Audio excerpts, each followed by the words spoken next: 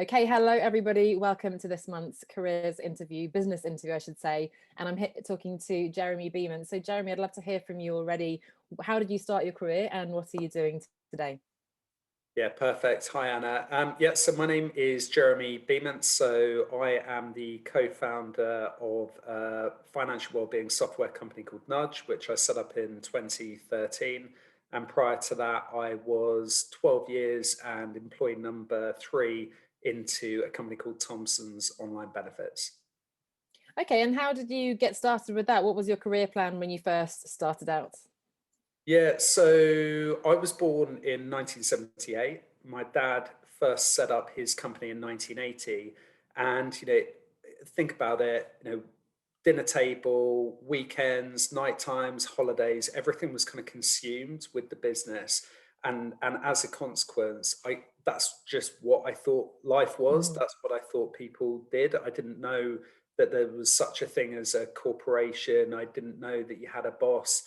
I didn't know that you had to climb the greasy pole. I just thought you worked for yourself. So I suppose from a very early age, and I know it's incredibly naive, really looking back on it, but that's just what I thought would happen.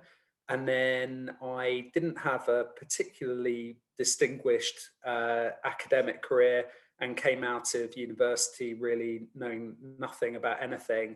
And I got fortunately lied to by a recruitment consultant. So they told me I was going for a job at a company called Thomson Financial, which has now merged with Thomson's Reuters, or become Thomson's Reuters rather. And but anyway, I sort of turned up to this really sort of smelly little office above Burger King in Victoria Station, which if any of you were around Victoria in 2001, you'll know exactly where I meant. The building's subsequently been condemned, actually. And I went into this random little attic where, for example, first thing I walked past was the loo to the left-hand side, but it had a bath in it. And it was really random. And there was a guy in there, a real character, a guy called Michael Whitfield, who was the CEO of that company, really bought into his vision and subsequently stayed with him for 12 years, building my way up. And as that company expanded, I think by the time I left, they had about 450 people, and stayed very, very close with him. So he's now the chairman of Nudge. Amazing. You seem to have landed accidentally pretty much on your feet there. It's interesting that you said that the upbringing, I guess, you had with your dad, the expectation was very different. I think that colors us so much. A lot of us have the opposite experience, that our parents have always had that 9 to 5, and that's why we think that's all that existed. Whereas for you, it was the entrepreneurial side that you thought was the norm, I guess. But it sounds like you thought you were going to a corporate interview, but actually, luckily for you, I guess you found your way into something a lot more dynamic and interesting. Yeah, well, when I'm occasionally given the opportunity to speak to people about their careers, or they ask for career advice, I think for young people, a real consideration is, are you a small company person or a big company Mm. person? And I really do think that that's important, because a lot of your happiness, for right or wrong, will be driven from your working life. And for me, I think that that's the biggest consideration for people to think about, whether they are a small or a big company person. That's a really great piece of advice. I happen to think that's quite difficult for someone coming out of school in uni, because I just wouldn't have known what I wanted to do, let alone what kind of company. But I think for someone who's more senior in their career, that's a really great consideration. I always talk to clients about, okay, what are your criteria? Do you want to work one-to-one or one-to-many? Do you want to work online, offline? As you said, big corporation, you're sort of a small cog in a big machine, or do you want to really be, as you said, employee number 3, getting your hands dirty, wearing all these different hats and so on? Well, I really hope that career advice has improved since I was at I school. hope the So same.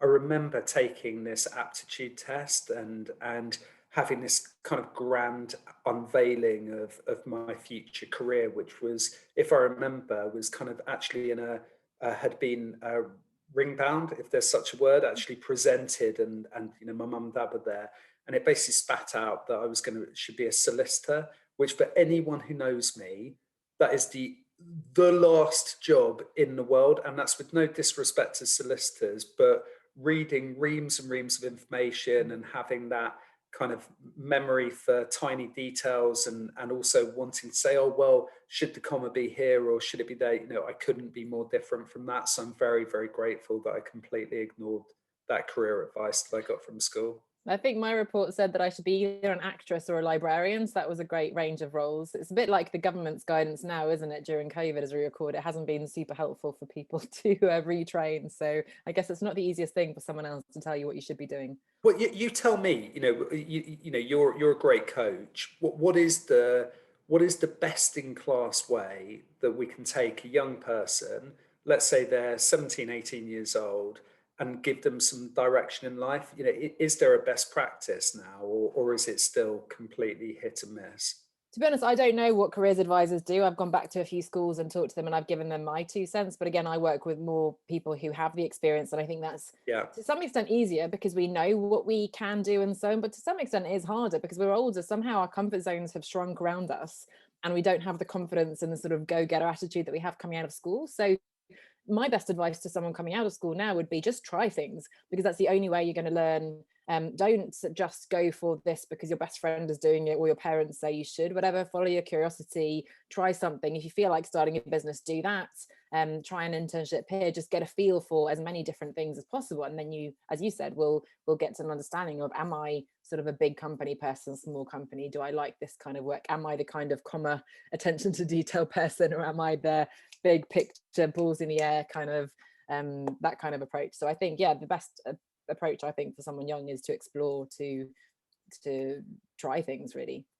Yeah, I think there's a lot of luck involved, because Mm. for me, I think that I hope he doesn't actually watch this, because I have quite a Mickey taking relationship with him. But Michael, the guy I was talking about, Michael Whitfield, who I work for and is now chairman. I'll make sure I Yeah, tag him in the video. yeah. Oh, thank you. He had such a profound impact on me, and I think young people really, really benefit from having a mentor figure who's not their mother or father, Mm. who takes the time to love them and, Mm.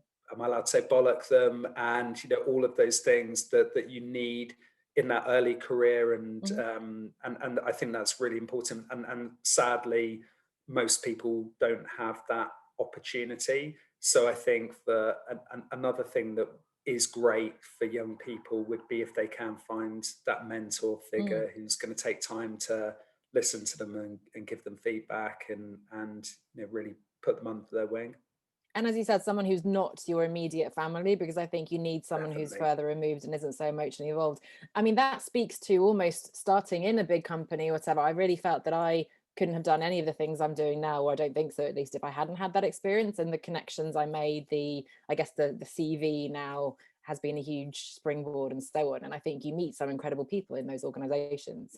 But the trick is, I guess, not to get trapped there forever. So many of us, I have so many friends who wanted to study human rights and had all these beautiful ambitions, and then they've just ended up in, some kind of bank and so on. And again, no disrespect to bankers and so on, but if your dream is to go and help people in Africa and you end up, helping rich people in whatever, then that's a bit of a shame. So I think by all means try things, but try not to get complacent and stay somewhere that isn't ultimately where you want to be.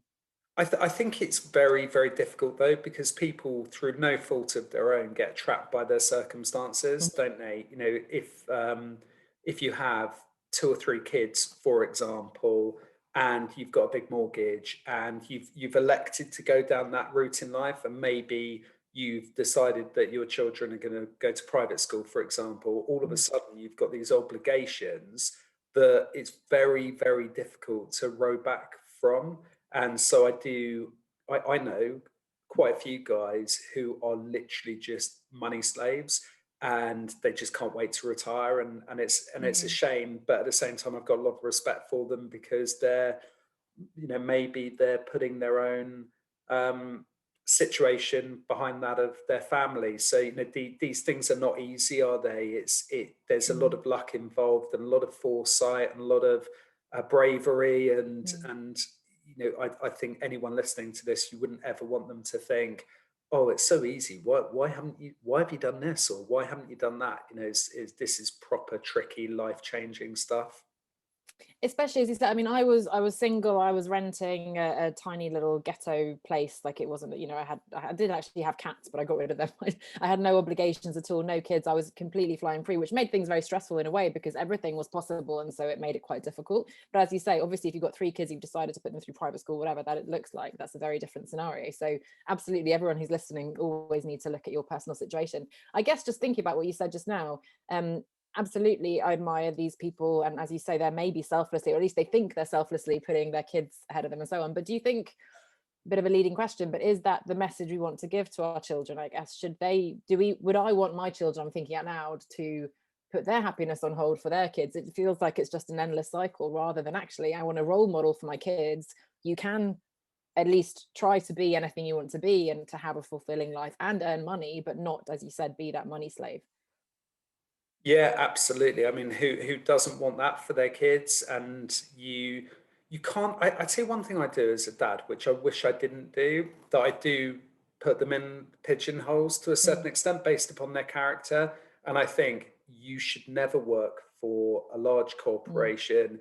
You're creative, you're freewheeling, you're easygoing. I can easily imagine you being in a creative agency or mm, something like that. Whereas one of the other kids, almost, you're like, do you know what? You'd be perfect in the military, because you need to be told exactly mm, what to do and when to go, and you don't seem to have any kind of ability to think it through yourself. But I know that's wrong, what I'm doing there, so I mm, really try and kind of keep that inside and hide it.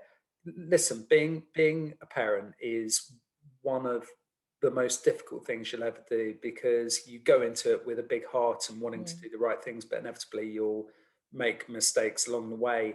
But yeah, I think if you can give your children that passion for learning and that curiosity and that bravery to be able to make difficult decisions, then you've done a good job. Well, that's it, isn't it? And it's a shame, because as you must know them better than anyone, right? And the fact that you have that sort of idea of what would suit them, we don't want to see them make the same mistakes, or different mistakes even that we made. But at the same time, the last thing we can do is to tell them what to do, because they're probably going to just do the exact opposite, right? So it's such a tricky balance to want them to succeed, but have to let them to kind of spread their wings, and yeah, explore and make their own mistakes along the way. Yeah, and I know also, you can't write, if people had known me when I was 19 or 20, which I know your partner Luke did, you would have been like, who is this guy? And you can flourish in your own way later on in life as well. You Mm. don't need to necessarily be the high achiever at school or university, or highly academic or highly sporty. You can find your own way in the end. And so I don't think people should write themselves off, even if today they maybe life hasn't dealt them the best hand. Mm. So for you then, if you're not, I guess you didn't necessarily have that ambitious game plan, and where you are today isn't perhaps where you thought you would be, and as you said, based on your academics and so on, were you just lucky, or what do you think? What are the choices you've made? What are the opportunities you've jumped on? Yeah, well, I mentioned it earlier on. I was very, very lucky to, with the company I was selected. So, being in a really successful, high growth company where you grow from 3 people to 400, however many people it was, and I got to do every job in the company, and I really enjoyed it. I found my feet, and I found something that I really, really loved doing, and so I grew quite quickly with the Mm, company, and I ended up as a director there. So that was great. Um, and having that mentor was great as well. And then I was also fortunate that I met my wife, Annie, who and that was what I would almost describe as like a zeitgeist moment, where I realized all of a sudden, you know what, I'm not just doing this for me. I actually want mm, to do it for someone else, and provide a good life for someone else, and that kind of motivation and that drive came out of me, where I guess it hadn't really existed in my teens or early 20s, and I have it now. I jump out of bed in the morning, and I'm motivated by myself. So I don't get that motivation from anyone else. That's the other thing. I don't. mm, No one's harder on me than me. So I just I need to do it. Otherwise, I feel desperately uncomfortable. mm. So yeah, all these kind of feelings and motivations emerge, I suppose, from a combination of internal and external forces.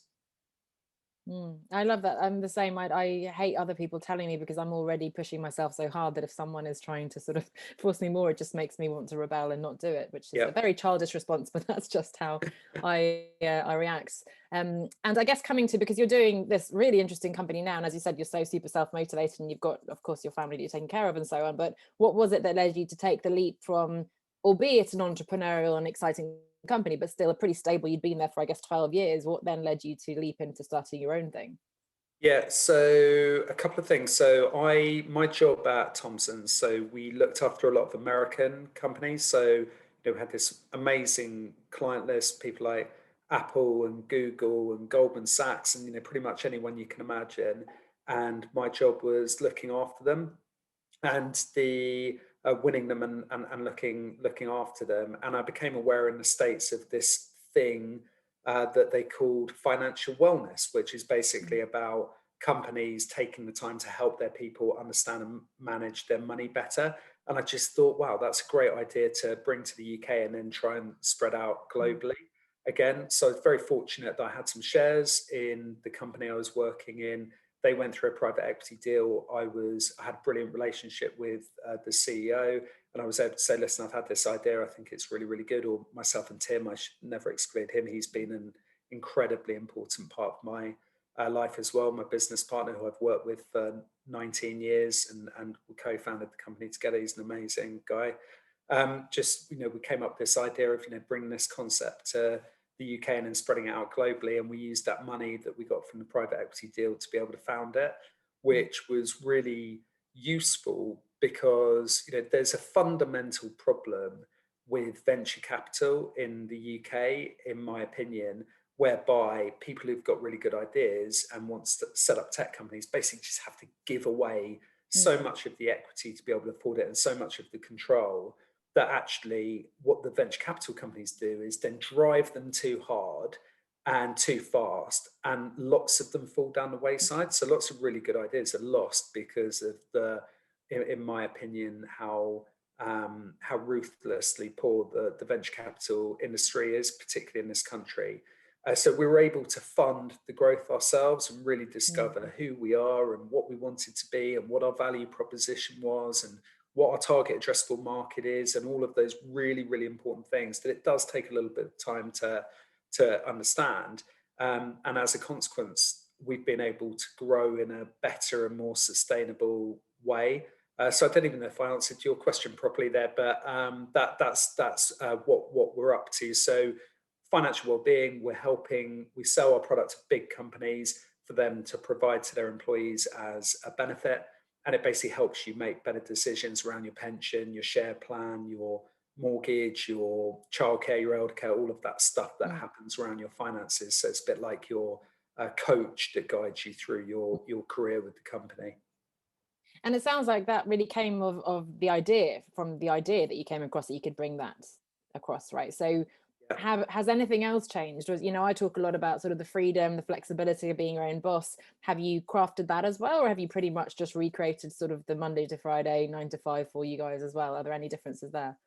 I have to be open with you. I haven't enjoyed yet the lifestyle benefits of owning a company. So for us, this isn't really a lifestyle choice that we've made. This is like a growth and wealth creation choice. And that's not to say that that's a better choice in any way, shape, or form. I completely understand other people want to do their own thing because they want to be home more, or have more opportunities to learn a language, or whatever it might be. But for us, we haven't chosen that route. So it works more crazy and busy and all consuming than ever, really.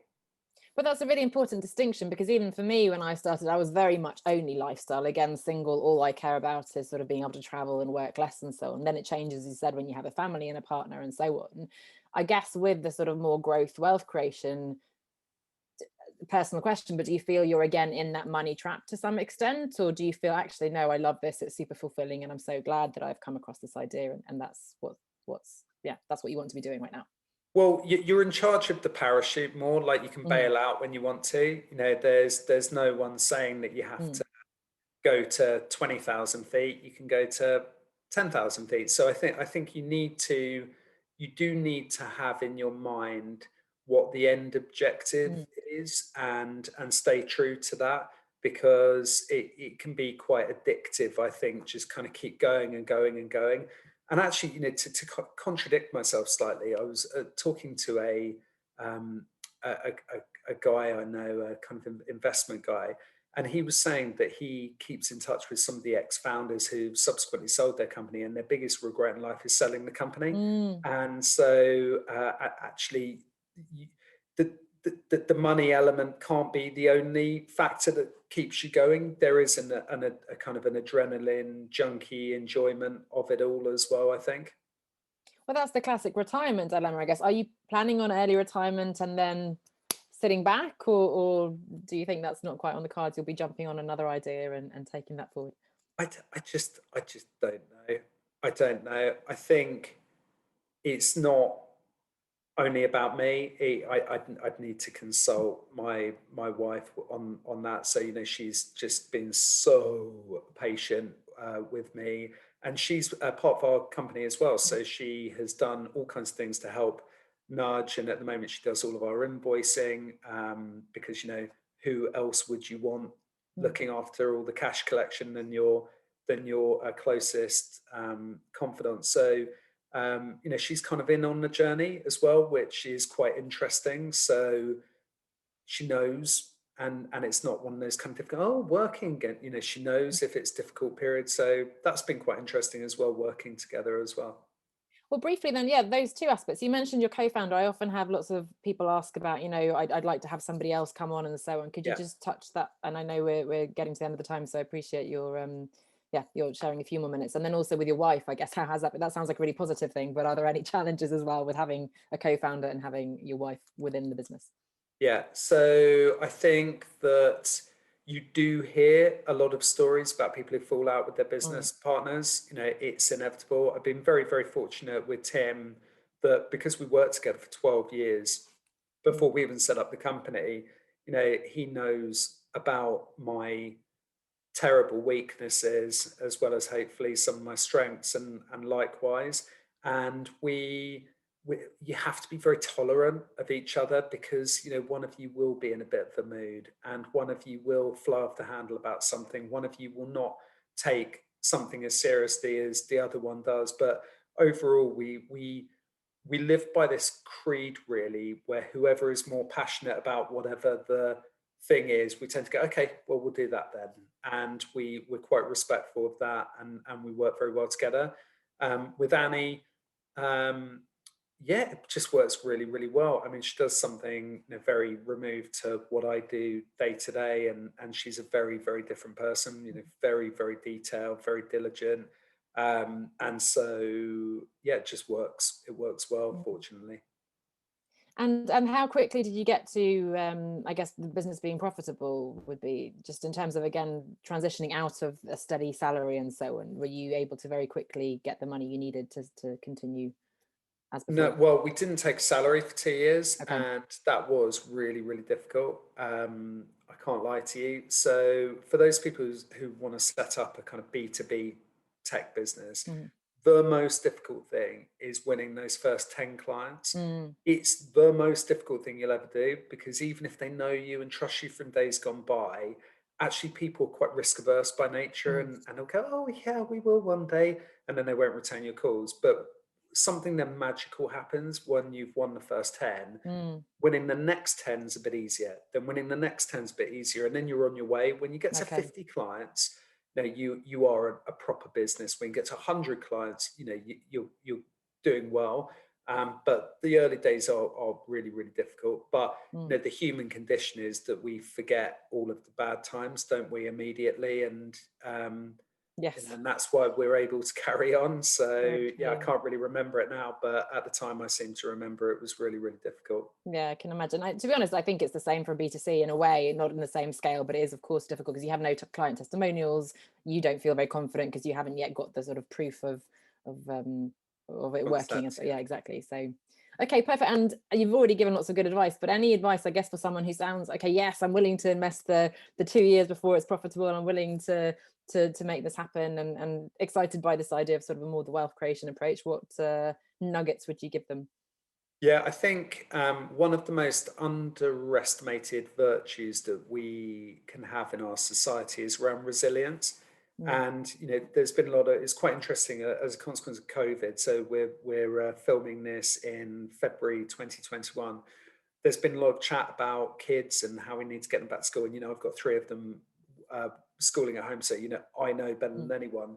But someone made a comment to me which I thought was really, really good, which actually, even as terrible as this has been for kids this period, that actually it can help make them become more mhm, resilient people. And I think that that's kind of spinning it and making it into more of a positive thing. And so I think resilience is just incredibly important. Just don't let the little things just get you down. mm, Just don't sweat them. Just keep going, keep going, keep going, mhm. and you will get there. Persistence and not taking failures personally, and just keep going. Yeah. 100%. Yeah. And just on that homeschooling, then have you, I know you said again it wasn't a lifestyle business for you, but have you found that you've had more flexibility to manage those challenges over lockdown and Corona and so on because you're your own boss? Yeah, well, you're at home more for Yeah. sure. You never go out. I mean, one of the really interesting things I found about COVID and business is that I used to spend a whole day going to Manchester and back for Mm, 1 hour meeting, or to Glasgow, or to Paris, or wherever. I mean, that just seems crazy now. So as a consequence, you can be more efficient. There is that definitely that upside, and as a consequence of that, you are able to be home more with your family and take the kids to school when they're allowed to go to mhm, school, and those kind of things. So yeah, there's definitely been some positive aspects of the whole. Obviously not the health side, which is, mm. is terrible, but on the working side of what's happened as a consequence of And do you COVID. think you'll continue with that more remote meeting setup? Or I will you be flying can't. back to Manchester? No, I can't imagine it going back to how Mm, it's just so inefficient. mm, It is so inefficient. So I think, you know, yeah, people will go into work a little bit more, and it'll be more like a clubhouse environment where mhm, people collaborate and do that kind of work. But if you just want to get your head down and do mm, your mhm. work, I can imagine people working from home. I can imagine many more meetings being virtual. Um, so yeah, we'll see if I'm right Mm. in 5 years. Well, I hope so. Making it more flexible, more entrepreneurial to be within a big company as well. I think that would look very different in the future. So yeah, we'll find out. We can chat again in a few years' time and see how things have changed. Yeah, definitely. Thank you so much, Jed. So where can we find you and read more about Nudge? So yeah, it's nudge-global.com is the web address, and yeah, look us up. Let me know what you think. Perfect. I don't believe. Thank you so much. That went in a different direction than what I expected, but so many interesting angles there, and I'd love to talk to you more about it. But thank you so much for your time, Jed, and best of luck with the coming Pleasure, Anna. negotiations and the next phase of the business.